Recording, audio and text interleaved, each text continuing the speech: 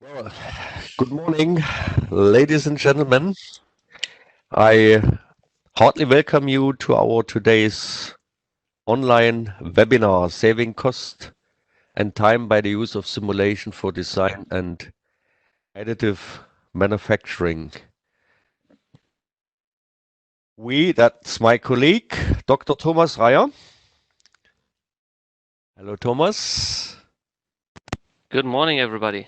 Yeah, you're there. Thomas is leading our team Apex Generative Design and is responsible for the product management as well. My name is Ralph Bernhardt. I'm responsible for the global pre-sales activities of Simofact Engineering GmbH. We hope to be able to present to you a nice bouquet of information regarding our new solution, Apex Generative Design, and also our simulation tool, Simofact Additive.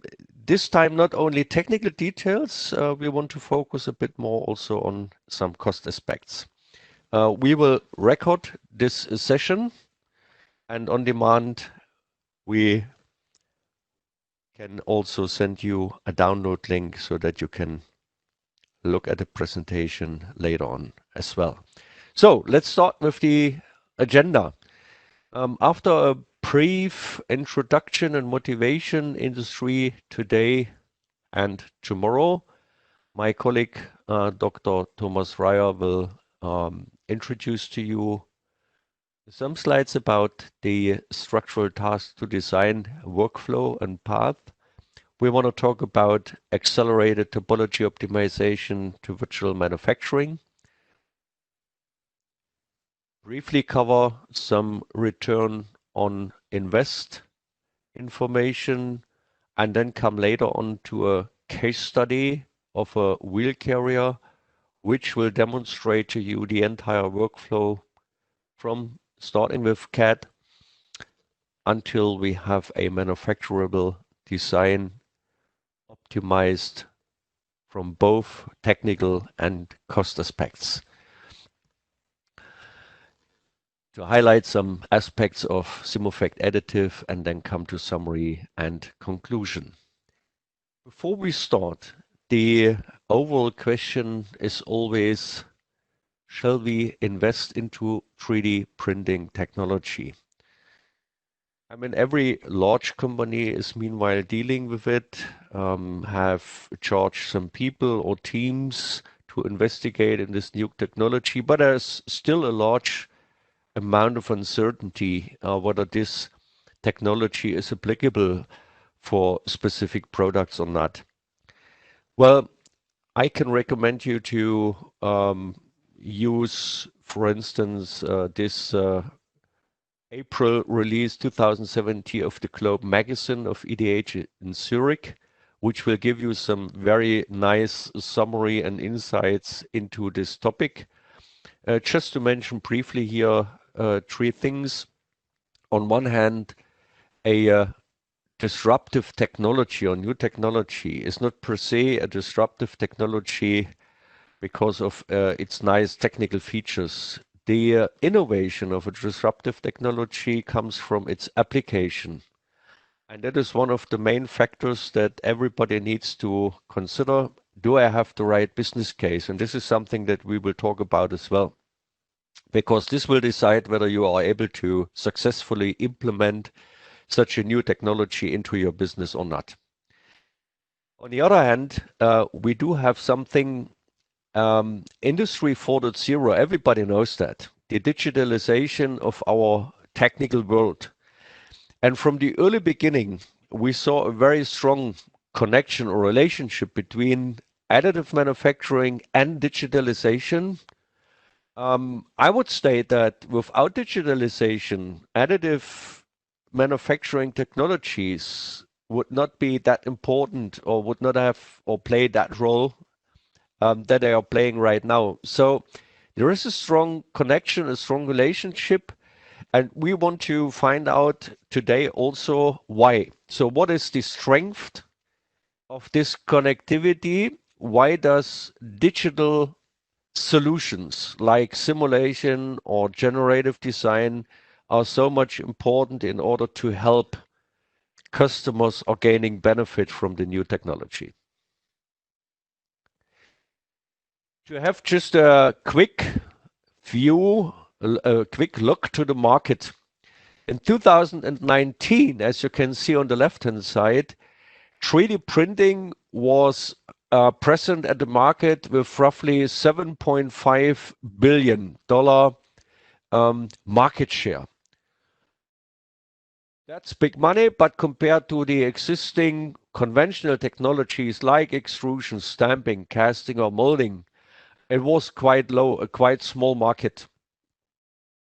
And also generative design as one of the enablers for 3D printing has a little market share, but it was far below the conventional technologies. But if you have a look to the right-hand side, a forecast for 2030, you will see that 3D printing technologies are seen to have a market share of roughly $100 billion. And this will be so far then one of the leading technologies also in comparison to the conventional technologies like molding, casting, stamping, or extrusion.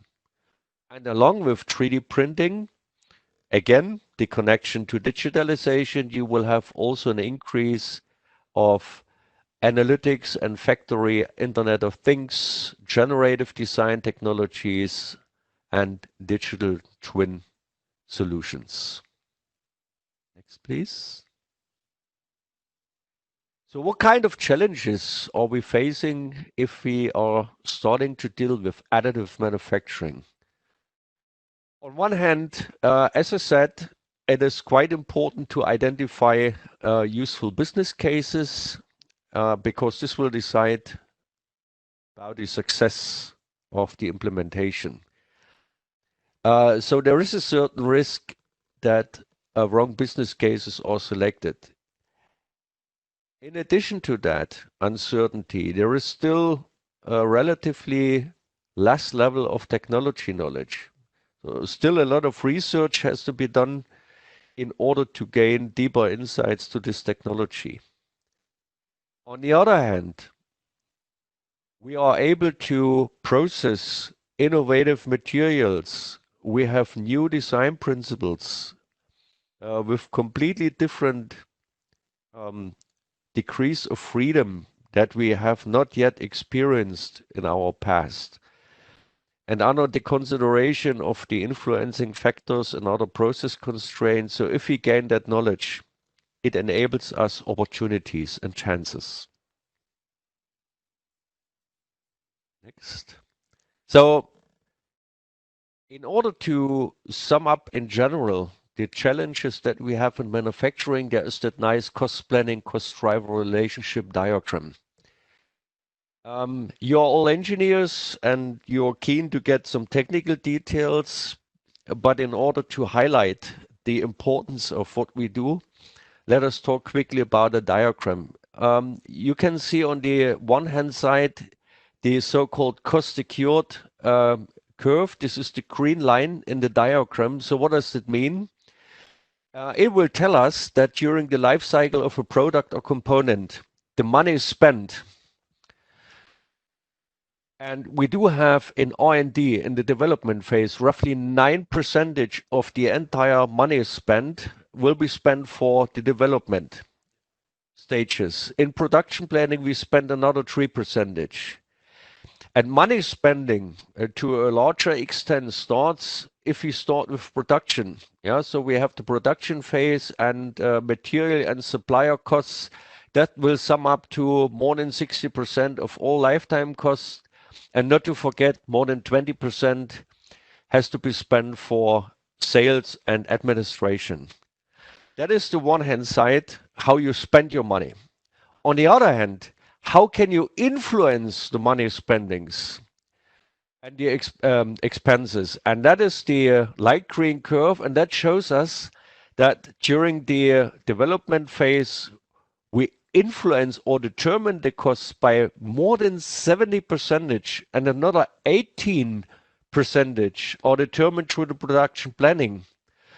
What means 70% of the overall costs are defined only during R&D. And if I include production planning, so before even production starts or prototyping, before we start to do something in the shop floor, we have determined already roughly 80 to 90% of the entire lifetime costs of our product. And this means that are the stages, product planning and research and development, where we need to carefully set up things.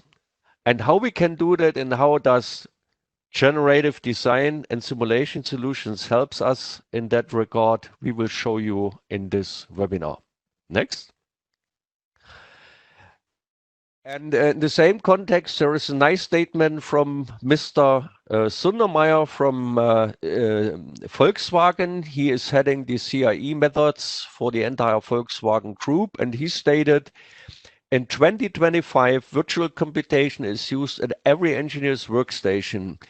So he's talking about the degree of digitalization in industries. And as per his statement, there will be hardly no more work for engineer without any digital solutions. And CIE processes must be operable without special expertise, meaning he is looking for solution and he is demanding solutions from software vendors like us that are easy to learn, intuitive to handle, and enable engineers access to complex process simulations. Next. Last slide here for this section, for this chapter. It just shall demonstrate that under the umbrella of Hexagon, MSC Software and Simufact are proud to offer, along with Hexagon HMI, the solutions for the entire process chain. An end-to-end solution that not only consists of advanced and sophisticated simulation tools and tools for generative design, but also is offering to our customers solutions for metrology, so measurement hardware and software, so that customers can use solutions from Hexagon and its subsidiaries for the entire process stages and process chains in order to, in the end, manufacture high quality, additively manufactured parts in a robust, accurate, innovative, and also competitive manner. And now I would like to overhand to my colleague, Dr. Ryer, just to talk about some, or give you some insights on Apex generative design. Please, Thomas, your stage. Thank you, Ralph. So when we're talking about developing products and about saving costs in this design phase and the overall production terms, as we have just seen by Ralph, where you can save the biggest amount of money, we should always talk about the path from structural task to design. This means that in the beginning, you do have any structural task. You do have a question in terms of covering loads and constraints, and you want to get a design, so a final part that will cover these loads and that is usable for the specific task. So we do have a lot of different steps in this overall process chain. What begins with design space, loads, boundary conditions. This means, what is our task? You know that for a good design, you always, in the first step, question, what is my task? What do I have to design? What does my part has as a requirement? And then it goes through generative design. So designing a part, through process optimization and part performance with post-processing optimization. So how to produce a part, how to rework it, especially for additive manufacturing. You mostly do have post-processing steps like milling or sandblasting or whatever, and then first time right, production, really produce it and test it and have a real quality assurance in the end. All of these steps are always dealing with data. So we have to have a good data management of the entire process. We can go for a lot of these steps to get the right information in the right place at the right time and put them into the right task to gain benefit. We do have a lot of these steps, one after the other. This takes a lot of time. It's a long timeline. And we now want to shorten up this timeline. We want to take all of this data that we do have in these steps and put it right there where we need it to get this shorter and to get a better product faster, to save costs. And there we do see that we should put a lot of effort, or not a lot, even not much, but the right effort in the several steps. And now we want to talk about one of the very first steps, not about the requirements engineering. Well, these information are needed, but this will come mainly out of a big assembly with something like a multi-party simulation with atoms or something. I want to talk about generative design, so the second step of the overall case, because this is a very important point, because most of the information are needed right here. So generative design can be seen as a task where the engineer puts in all his knowledge about the overall process of the part of how shall it be designed, how it will be used later on. An engineer puts all of this information into designing the product in the very first step. And we want to help the engineer in this step in trying to put as much information as we can automatically into the design, and the rest of his knowledge is still needed to figure out those other things like secondary requirements that you cannot really quantify. It's hard for the computer to get, but the engineer will take in his experience. So generative design will produce several design candidates, several variants of parts that are feasible in terms of those information that we can put into a automated construction, automated design, into a optimization software. And based on these different variants, the idea is that in the step of the process simulation part performance, we can analyze these for even more requirements, like for the manufacturing process, and determine which of these part designs, these design candidates, are really good manufacturable. You can see some issues that are questionable, like orientation in the build chamber, the amount of support structure, not just the amount, but even how good can I access the support structure to remove it.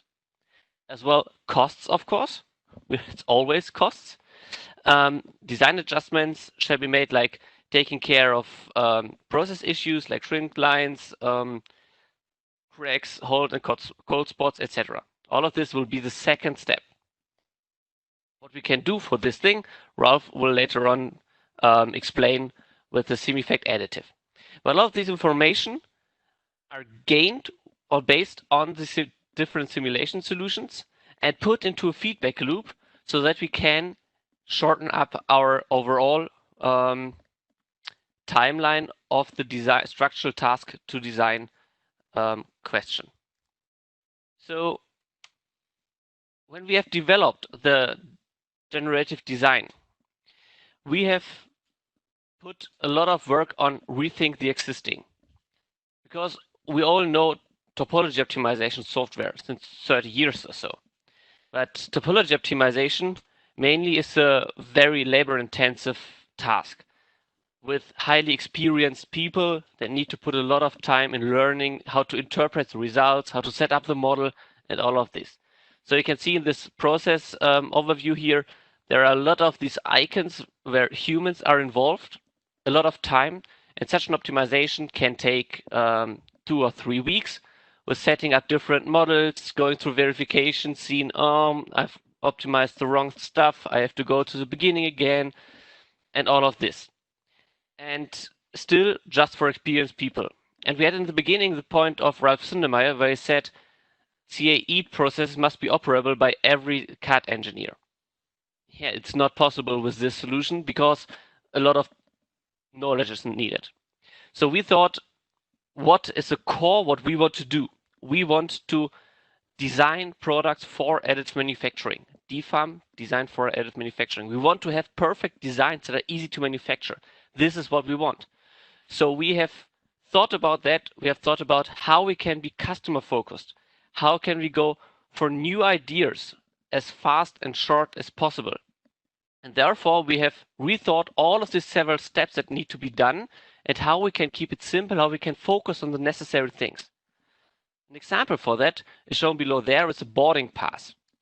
On the left hand, you can see a standard boarding pass as you have used, I'm pretty sure, a lot of times by now. There's a lot of things printed on it, but you can't really figure out what is important information for me when I'm running through the airport to get to my aircraft. While on the right side, you see a lean boarding pass. This is the same information on it, but it's very easy to read for you because it is just thought about how we can put the information available for the customer. And this is really talking about customer focus, talking about keep it simple, focus on the necessary. And the important point is that the same boarding pass that the boarding pass has the same information on it, but much more readable for the customer. And even the machine can read it because there's still the barcode on it. So we tried to get this principle of taking really the important points, throwing away what is not really needed, and just to focus on the necessary. And thereby we have developed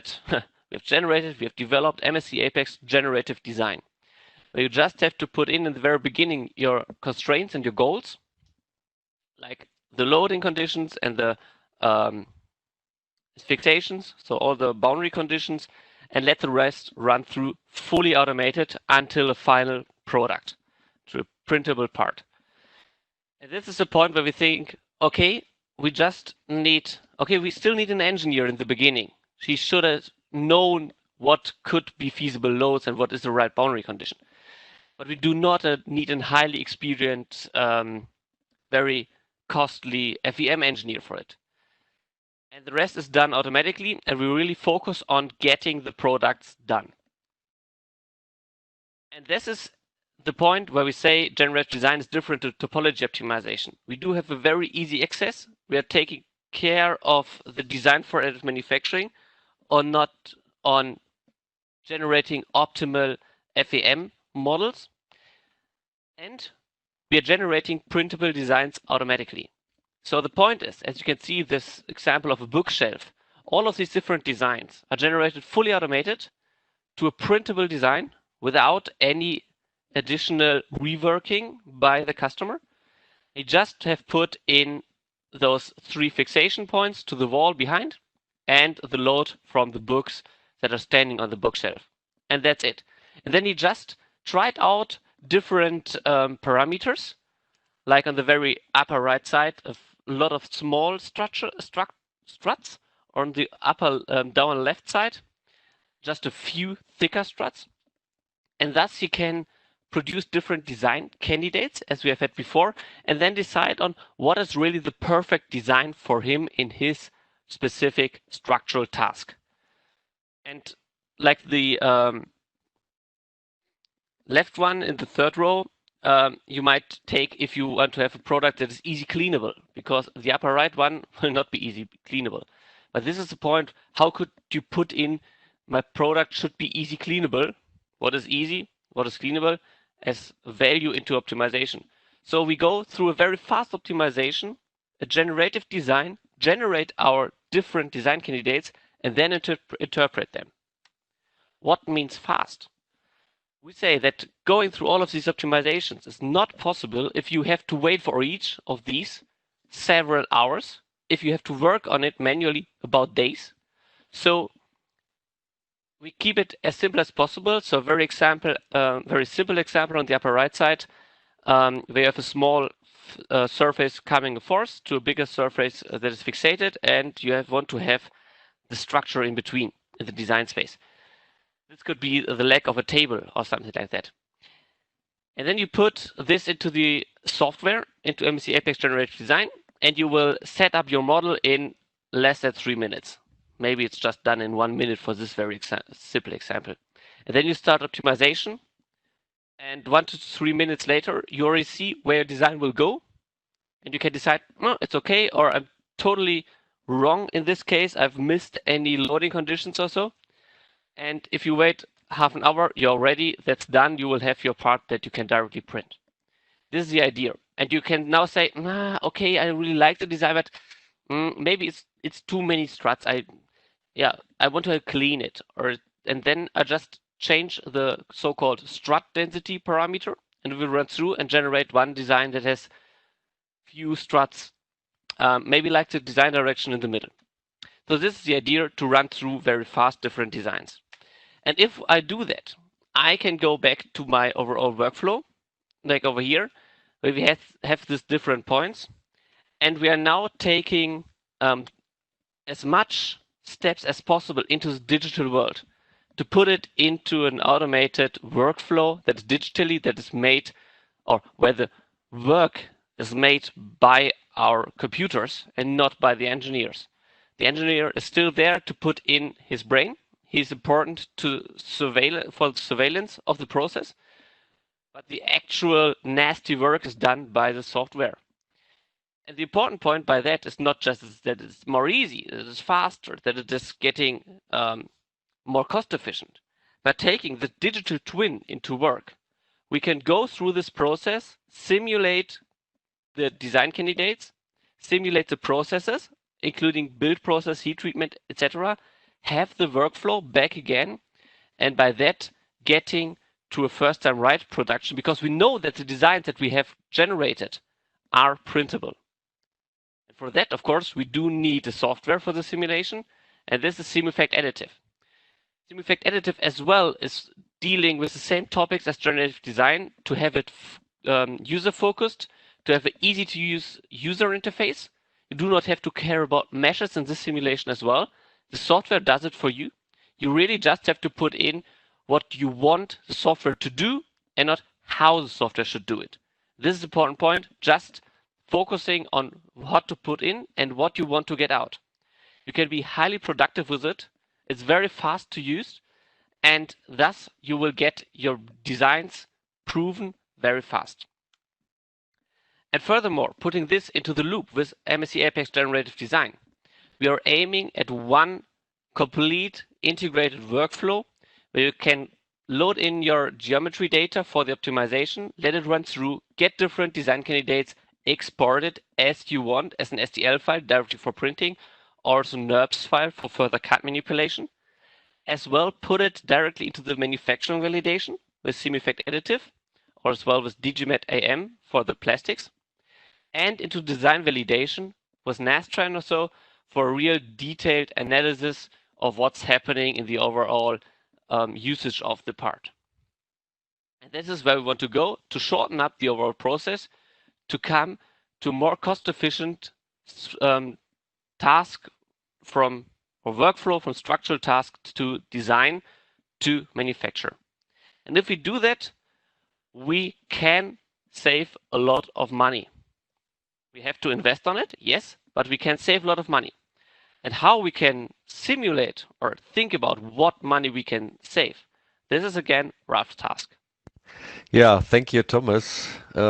Before I continue, by the way, I really like those boarding passes. That would be great to get some of the kind you have shown. Yeah, ladies and gentlemen, return on invest, general approach. In the end, we have to deal with costs on one hand side and earnings or savings on the other one.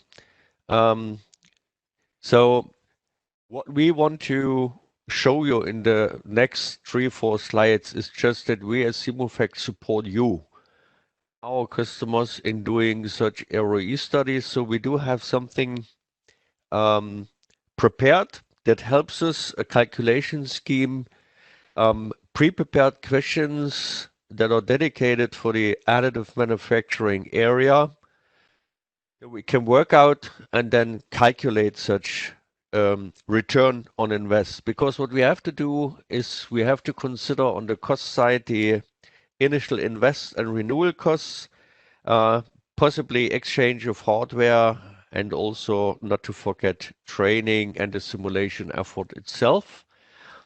On the other hand, if you do it right, we should get more efficient and robust processes. We should be able to shorten our manufacturing time and especially to save tryouts in the shop floor on the expensive hardware. And this on the earnings and savings side shall show us later on the balance between costs and earnings and when the payback is achieved and when we'll get amortization of the investment. Next, please. For this, we do have different types of ROIs available, depending on what you want to get as a measure or a key figure for that. But just to show you that we would be able to run dynamic amortization calculations as well as calculations or predictions of the so-called net present value or the internal rate of return. And on the left-hand side, you can see such a typical amortization curve for Simulfect additive, which shows us that within 1 year,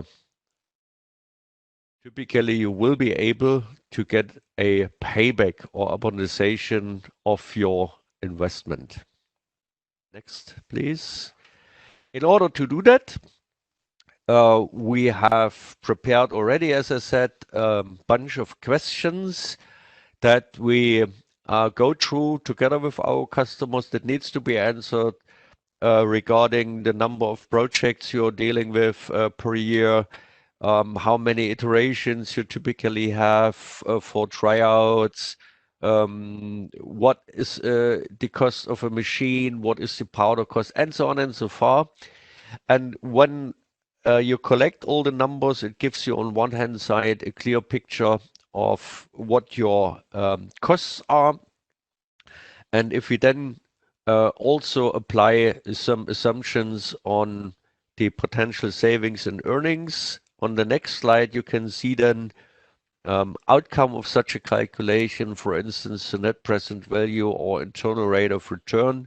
And as I said, even within the first year, that's the year where you spend money for the investment, where you spend money for training, for hardware, and so on. But even in this very first year, you will be able to get back positive net present value and internal rate of return of 100%. And from year 2 on, year 2, 3, and up to 5, you will see the savings and earnings that you can achieve dependent on your application. The cost reduction by generative design is summarized on this page again. So what are the drivers for cost savings and earnings, or if you don't do it right, on the other hand, the drivers for losing money? On one hand, it's the degree of automation that you have established in your workflow. And as Thomas said already, Apex generative design will enable you a highly automated access to design results. Lightweight for 2 reasons mainly. On one hand, you are saving material costs. On the other hand, for the customer itself, so the user of those new designs, it will also save a lot of money during the lifetime cycle of this product. Let us think about an automobile. And if you are able to reduce the weight of the components drastically, we will save fuel and so on and so forth. Time reduction in general, so lead time, development times, and from CAD to printed part, since time matters, especially in industries, that will be also one of the major drivers for savings and earnings. And all this will determine how much money you can save. And we help you to find out how does such an investment in Apex generative design or Simulfect help you to save those money. And this brings us to a point from theory now to practice. This will be very interesting to see, and Thomas again will take over and will start to introduce to you our case study wheel carrier. Please, Thomas. Thanks, Ralph. So I would like to talk about a Formula Student race car, so about the wheel carrier of it, because the Formula Student is a engineering series. It's not a race car, it's an engineering part where students design these cars each year from scratch and have to improve their cars, not just from a driver perspective. It's not just about the fastest car, but it's about the best designed, the best engineering car. And therefore, that's a perfect sample, a perfect sample with perfect sample parts inside for our topic, because we can really go and take the most out of a part. We can really go to the critical areas, because failures are allowed. But the important point is that we not just to have to design the best part, but take a look at the costs as well, because the students have to explain their designs in an engineering report as well as a cost in a cost report. So the best car is not just the fastest, it's not just the complex engineered one, it's the one that has the best package of speed, engineering, refinesse, and cost. And this is the reason why we can take it as a good example. And you can see here two older examples of it. So on the very left side, you can see one of the standard milling designs that students have done many years ago, like 2007, 8, 9. I've been in the Paderborn team for 3 years as well, from 2011 on. And over the years, while I've still assisted them after my studies, and now still, we have gone from this milling designs on the very left side to something that's 3D printed. You can see on the right side, this is 3D printing design. So it's not highly complex, but this is not millable because of the internal pockets. And this was 3D printed and taken as a design help topology optimization. This took us, I think, 2 months to develop, with going through a lot of optimization runs, design stages, analysis, changes, etc. And then when we put into work the MSC Apex generative design, when we have developed that. And there you can see this result. This is what we have gained from there. This is a lightweight additive part. We have gone through the optimization, put it into the printer, and got out this optimal design. And the point is that this is really done taking into account the digital workflow that I've talked about before, because we have started with the identification of the structural problem with MSC Adams, where you have the multi-body simulation to get out which loads are occurring during the usage. We have figured out where we do have place for our part. So you can see here, the translucent part is the design space, the build space, where is material allowed, and the rest is the attachment points. And then we have gone through the optimization, as you can see here, generated the optimal design with an optimal stress distribution. And then we have done this several times with completely different designs, and we can now interpret which of these designs is the best one that is most robust to produce, taking into account the question of costs, and go through the virtual manufacturing with additive manufacturing to determine what is really the best part we can produce. Ralph, it's your turn again. Yeah, thank you, Thomas. Okay, so we do have now several design candidates that would all fulfill the technical specifications, and we have to do the last engineering step, means to find out what is the technically robust and first-time right production. And we want to do that at the shortest engineering time. Again, here also the cost matters and the time matters under the consideration of all the potential options. And in the end, we want to achieve best price per part. And in order to support you in doing so, we have implemented a generalized cost model into Simufact Additive, which is taking into account the most important influencing factors as they are. The machine costs, the hourly machine rate, because build times are typically very high. We are talking about hours and sometimes days. We have as a second source of higher cost of material costs, so powder price per kilogram powder, and also scrap or uplift due to powder losses and limited recycling capabilities. And we do have overhead costs with respect to all the pre-processing steps, so data preparation, machine setup. We have site processes like heat treatment and hot isostatic pressing, and also post-processing steps like depowdering, support removal, etc. And all this sums up to costs of one part per build or several parts per build, and we can then make this comparison between the different scenarios. So this cost estimation tool is implemented and released already, launched with our actual release.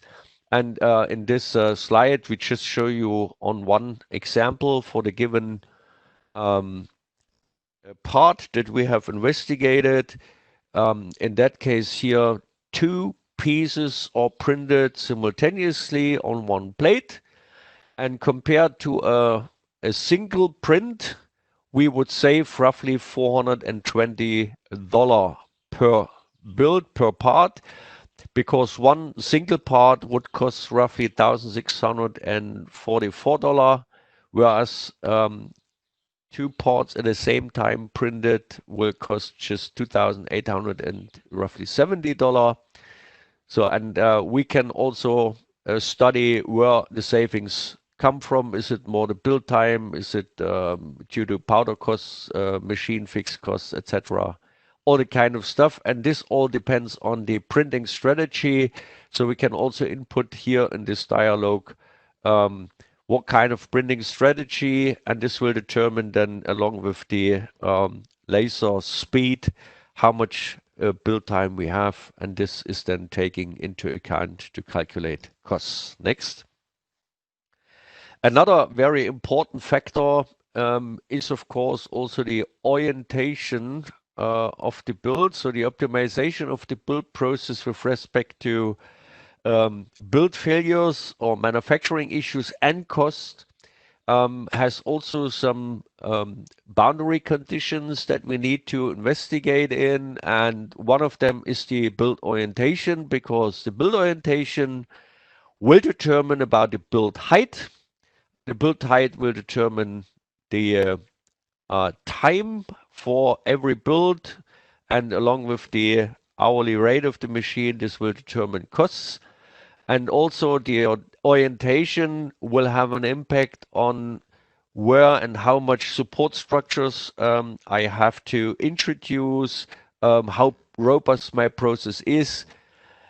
And Simufact Additive helps you to automatically find such useful orientations and give you also a chance, this is shown on the next slide, which impact what orientation has on the build cost. So even in a very early stage of optimization and making proposals for different scenarios, we output for you directly the respective build costs, and you as a user have a chance to compare and can say what is my, or can select what is the best compromise between technical robustness and build costs. Then we have just a quick example of such a build simulation of that wheel carrier, and on the right-hand side, some selected post-processing results about possible failure, part failure, or so-called recoder contact, which would lead to some builder boards.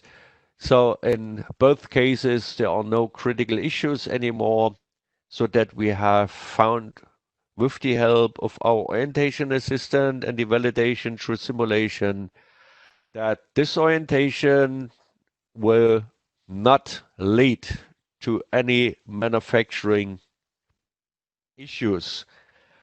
And if we then continue and are also finding ways to reduce the geometrical deviations, mainly the surface deviation, that we would measure in reality with an optical scan, and we have implemented that metrology software and methodology also in our software.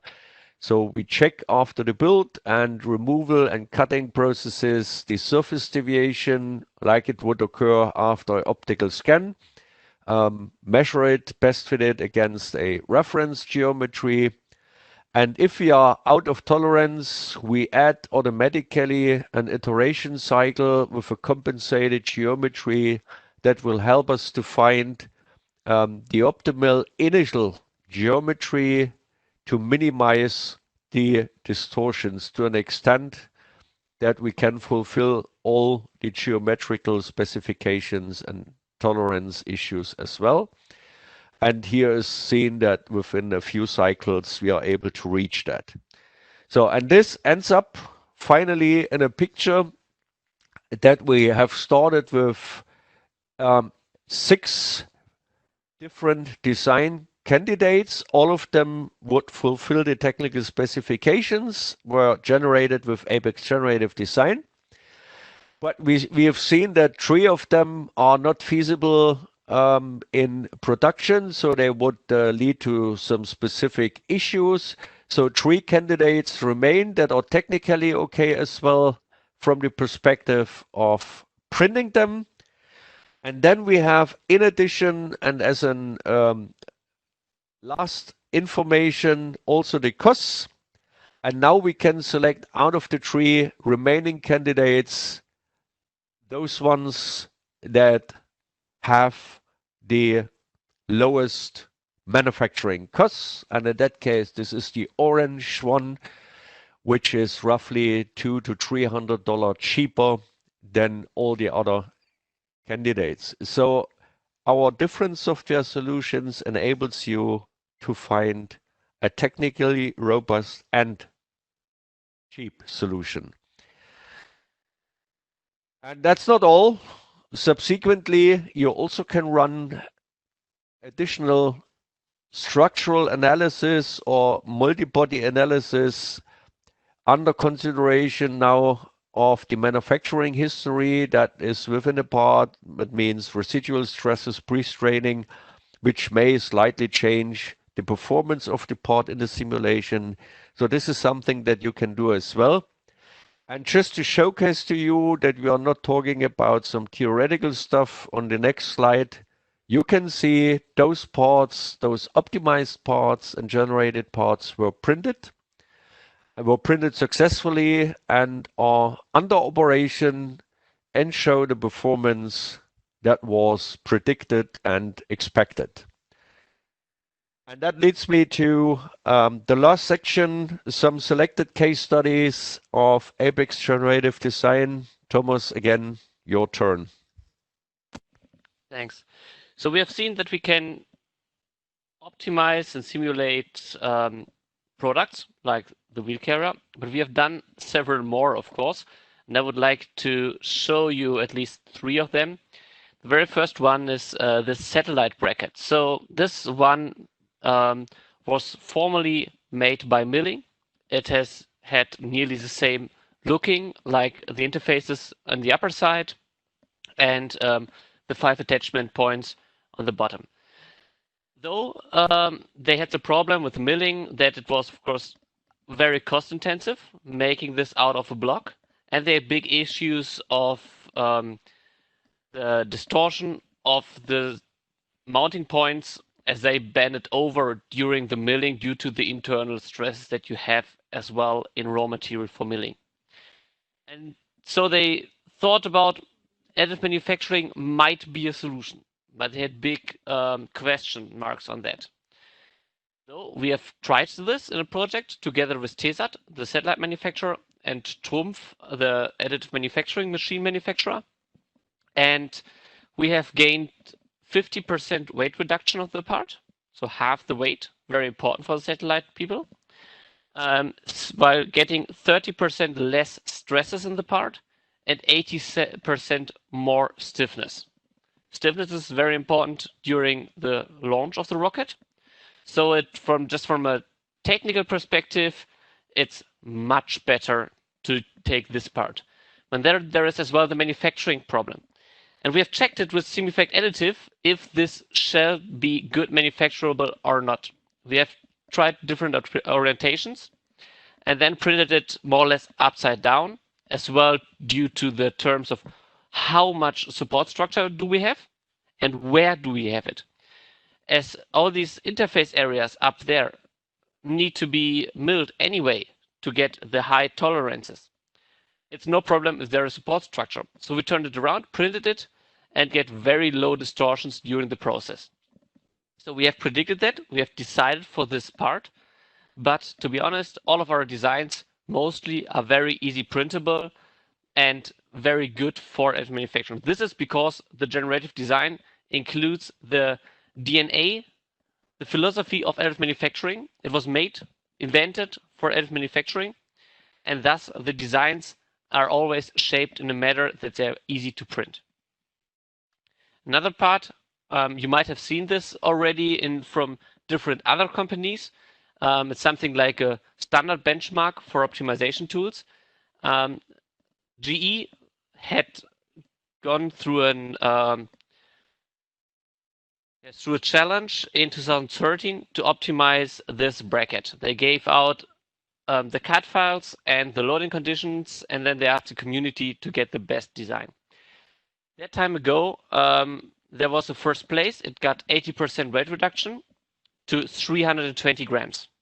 We have now put it again into our software, what takes us, I think, 10 to 20 minutes, set up the model, and what we got out, you can see on the left side, the lightweightest one, the left one, it's just 150 grams.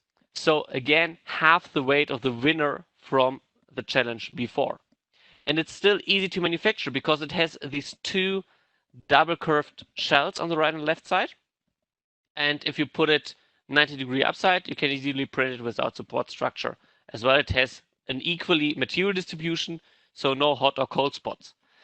And this takes around 45 minutes to calculate. So after 1 hour, you have this design that is incredibly lightweight and still durable. As well, you can go for different design candidates. As you see the other one, this is a more strut-based design. So we really can go for shells or struts, and you can work with your software on the different designs that you really want to have. Third one, now just made fully by a customer, by EDAC. EDAC is a big automotive tier 1 supplier, and they have optimized this light hinge, it's called. It's a hood hinge, and they have done this before with a conventional topology optimization software as well, several years ago in a project with SimEffect. And now they took it again into Apex generative design by their own, without our help.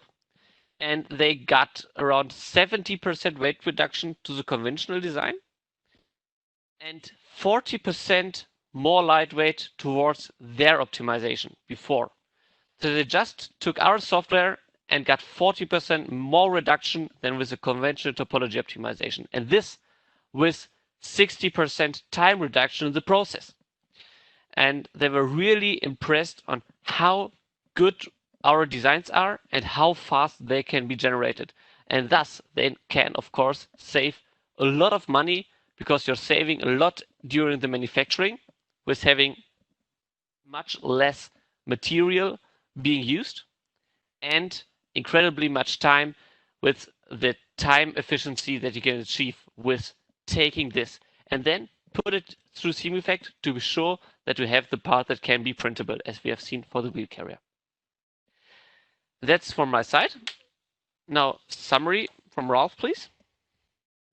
Yeah, no doubt, this is something that we have started with. Metal additive manufacturing is still subject to high cost pressure. It's not a cheap technology, but in finding the right business cases and in utilizing the right tools in the context of digitalization in Industry 4.0, you will be able to find approaches to accelerate your design and engineering stages and thus saving costs in a significant manner. And the SIMUFACT MSC Hexagon end-to-end solution will help you to achieve that goal. The significant enablers in this manufacturing processes are the digital twins and the digital thread along the entire process chain, starting with the generative design stage using our Apex generative design solution, simulating the manufacturing process with SIMUFACT additive, and all this under the umbrella of Smart Factory, which is the digital factory of Hexagon. For time being, so we are at the end of our session. Just here some small impressions, how the market has perceived SIMUFACT, and for some further readings, we encourage you to download other white papers, ebooks, or case studies that are dealing with those topics that we have introduced. We would like to invite you to visit our websites on simufact.com or mssoftware.com in order to get more information on Apex generative design and how you can simulate additive manufacturing. And last but not least, in case you have any questions, please do not hesitate to send us the same or get in touch with your local MSC representative, whether this is in South Korea, India, in Greater China, or elsewhere. So please get in touch with us, ask your questions, and we would be proud to be able to help you. Thank you very much for today. We do have also some time to answer your questions. In case you have some, you can release them in the Q&A section of this session here. Otherwise, we would like to thank you for your attention and the time you have spent with us. And once again, we would be happy to welcome you back and to support you anyway. Thank you very much from my side as well.